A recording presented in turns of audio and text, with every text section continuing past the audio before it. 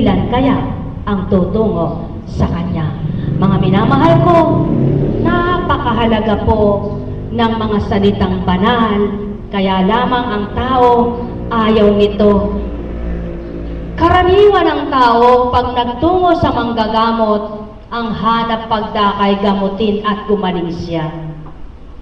Subalit, hindi po yaon lamang ang atas kay Apo Kunching.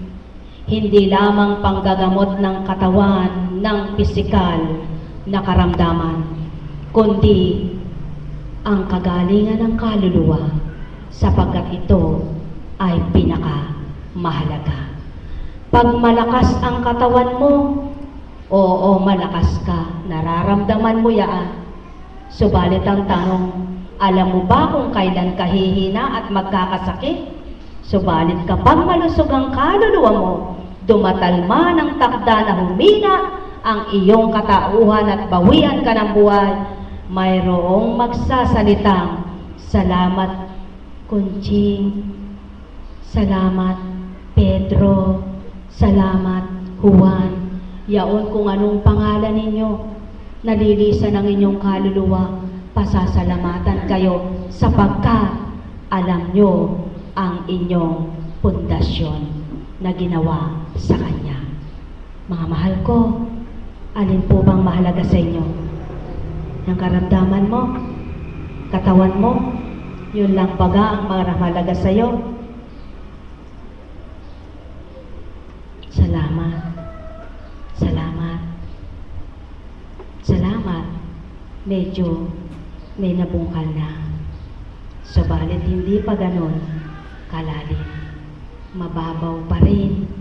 Naway patuloy mong pabungkal ng lumalim, sapagkat tandaan mo, ang taong may pagkatanggap sa Ama at kilala siya, hindi natatakot mamatay. Yan po ang tuwiran kong sasabihin sa inyo. Ang taong kilala na ang Kristo at Ama, hindi takot mamatay. Sapagkat alam niya, kapag namatay siya, doon siya tutungo, mas glorya, mas mainam pa. Lamang, hindi naman ibig sabihin mithiin nyo ng mamatay. Sapagkat, alam nyo na po ba kung saan kayo tutungo? Kapag alam mo na, gusto mo nang mamatay, ayaw pa ng Ama. Buhay po bang Diyos? Bakit? Sapagkat lahat ng tao'y may takda ang buhay. Hindi ngayon sinabi mo, sinilang ka, alam mo na kung kailan ka mamamatay. May takda pong lahat. Kaya't kung alam lamang ng tao ang kalooban ng Ama, walang magsasabi,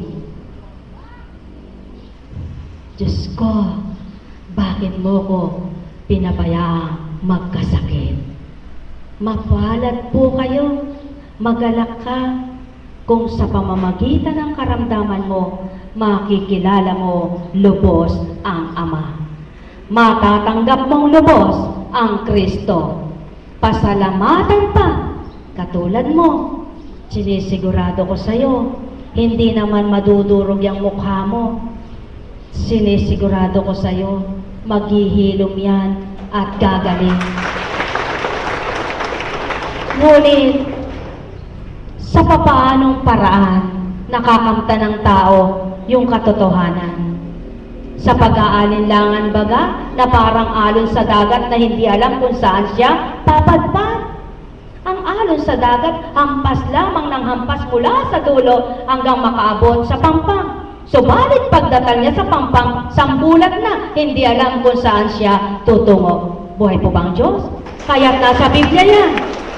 Nasa Biblia po yan. Subalit, ang taong matibay sa pananalig, tapat sa pananampalataya, alam niya kung saan siya patutungo.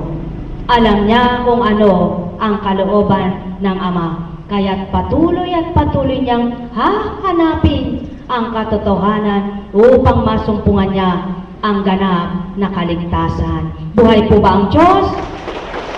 Mga minamahal ko, inuulit ng taong nangungusap sa inyo bilang Apo Kunching na sa inyo'y idinatal. Subalit, sa kapaloob-looban at sa kabila niyon, hindi nyo alam kung sinong totoo sa inyo'y nangusap. Maliban ng may pandama, maliban ng may pagkilala. Sa katotohanan, mga minamahal ko, walang gugusto na gawin ito. Maliban nga, mapagharian siya't mapatupad at siya'y tumupad. Buhay po ba ang Diyos? Ikaw, halimbawa lang tatanungin kita, anak. Gusto mo bang manggamot na ganito? Gusto mo ba'y pinagtatawanan, pinagsasabihan si Raulo, baliw? Pinagsasabihang demonyo? Pinagsasabihang hindi totoo? Gusto mo ba yaon? Walang gugusto niyan. Mayabang ang magsasalitang oo, sapagkat walang pipili kapag pumili ka na ito pipiliin mo kung walang mag-aatas at sa iyo'y magbibigay katatagan. Wala, sapagkat ang tao ay tao marupok, mahina, kaya't walang pipili sa ganitong gawain. Subalit, mapalad ka namang pinilit kinutya ng kapwa. Ang Ama ang sayo ay magtitindig at bibigyan ka ng gantimpala. Yan po ang pawang katotohanan, mga mahal ko.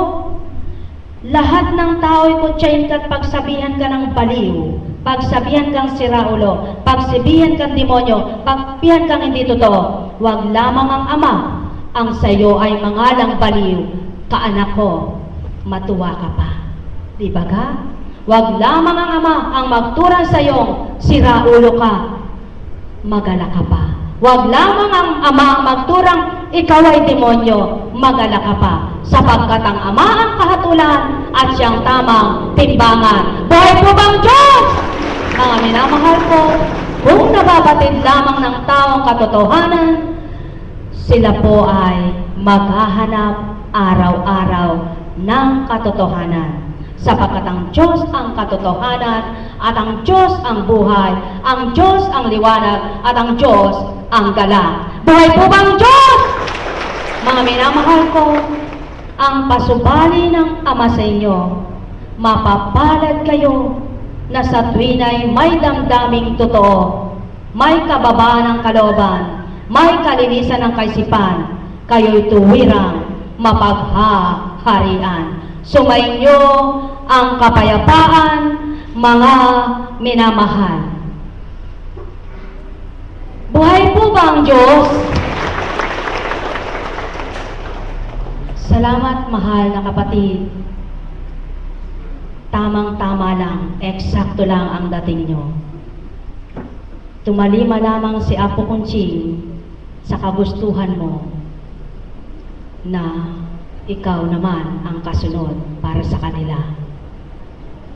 At yan ang di nababatid ng tao. Kaya nga't kung ang kalooban ng tao ang mag-ahari, damdaming tao pa rin. Kapag kalooban ng Ama ang naghari, ang kalooban niyang mabuti ang mangingibabaw. Tapos na. Sapagkat mayroon pa pong ibang gampanin. Pagkatapos po nito, sa totoo lang po, masyadong sunod-sunod ang aming pong